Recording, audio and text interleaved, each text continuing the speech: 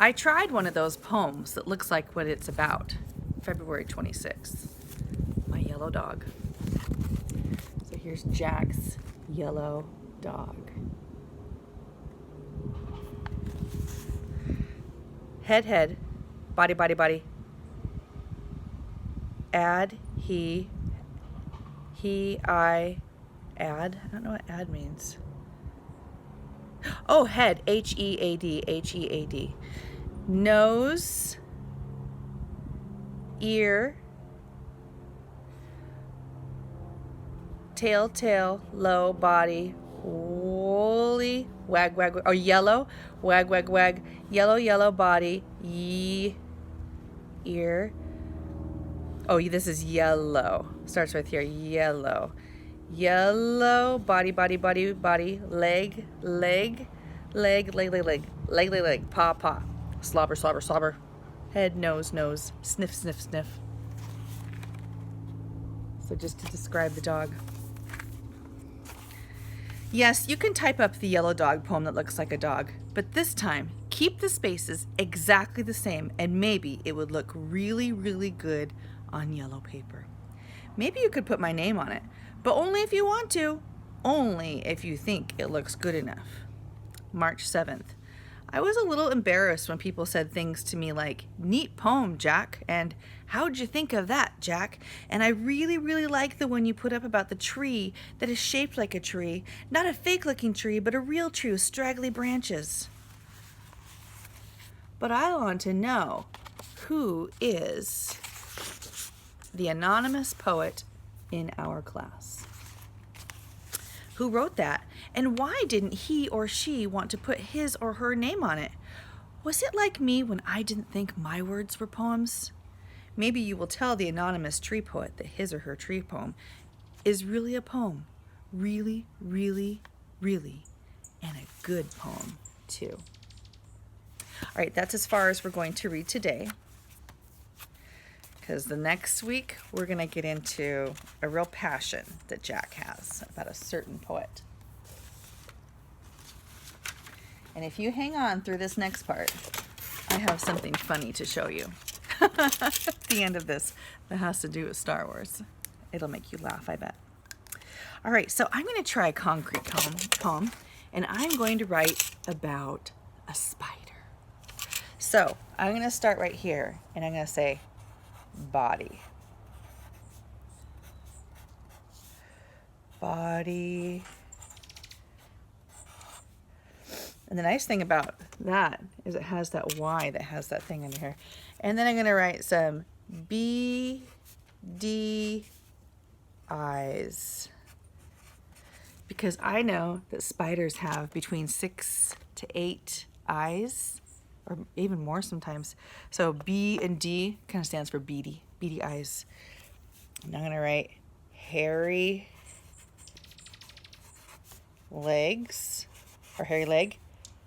Hairy leg, hairy leg. Am I done? No, because spiders have how many legs? 8, right? Hairy leg. So I've got 4 there now. My next part is I'm going to start writing on the other side. Hairy leg, hairy leg, hairy leg, and hairy leg. I think I want to have a bigger body. I'm going to make another B-O-D-Y. And then right here, I'm going to write web, web, web. Because coming from the top is its spider web silk. Do you see how that looks kind of like a spider? Now, if I had more time, I could probably make it a lot neater. So this would be my draft. But what do you think it'll look like when I write it in here next week? Do you think it'll look a lot more like what my imagination thought? Definitely. So this is just my draft. I'm going to make it look perfect in my poetry book. All right. Are you ready for my silly surprise? I'm going to take these off because I'm going to change characters now. I'm going to hide over here for just a second.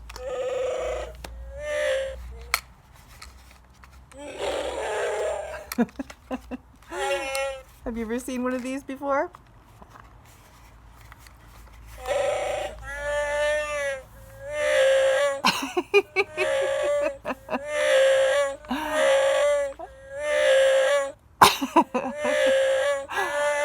Oh my gosh, it's so funny. It's a little bit small for my face, and so it doesn't quite work like it's supposed to.